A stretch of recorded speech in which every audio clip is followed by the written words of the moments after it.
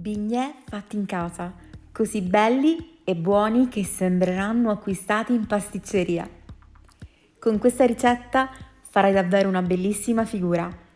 Ti consiglio di conservarla e di provarla al più presto. Ma prima di cominciare, mi raccomando, iscriviti al mio canale.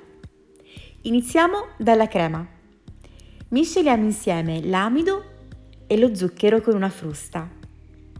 Quindi aggiungiamo 200 g di latte e riscaldiamo gli altri 800 g sul fuoco.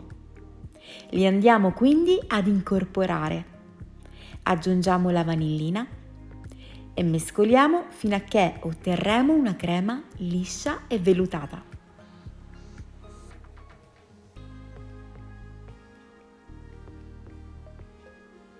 Trasferiamo in una boule e lasciamo raffreddare completamente.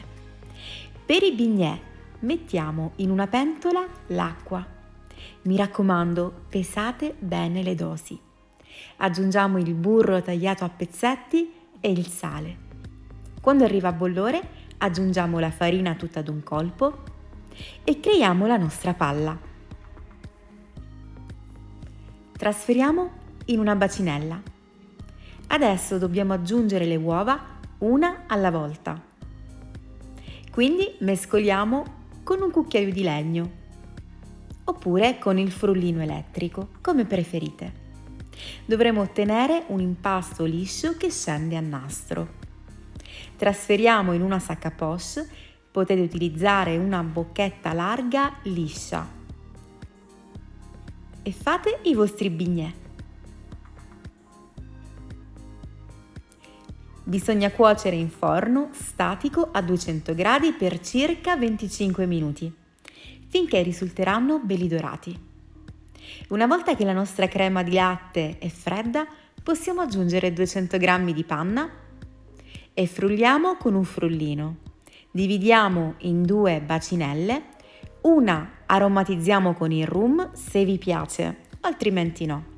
L'altra possiamo mettere per esempio la pasta nocciola al pistacchio, al caffè, al cioccolato, quello che più vi piace. Quindi farciamo i bignè facendo un foro sulla superficie. Poi andiamo a decorare con un ciuffetto di panna e con della granella di nocciole. Fanno un profumo eccezionale.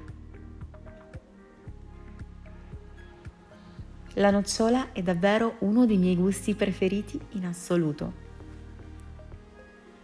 Facciamo la stessa cosa con quelli al latte e questa volta andiamo a completare con del pan di Spagna tritato. Se vi serve la ricetta del pan di Spagna ve la lascio giù nel box informazioni. Se non volete fare il pan di Spagna potete o acquistarlo già fatto oppure per esempio comprare le codette di cioccolato, si trovano sia nere che bianche. Una bella spolverizzata di zucchero a velo e voilà! I nostri pasticcini fatti in casa sono pronti, sono buonissimi, davvero eccezionali e soprattutto sono molto economici. Se deciderete di provare questa ricetta, fatemelo sapere, potete taggarmi per esempio su Facebook, su TikTok, su Instagram, perché a me piace davvero sempre quando mi fate vedere le vostre realizzazioni. Io vi mando un bacione, un abbraccio, vi auguro un buon weekend e spero di leggere tanti vostri commenti. Un bacione a tutti e grazie per aver guardato questo video. Ciao!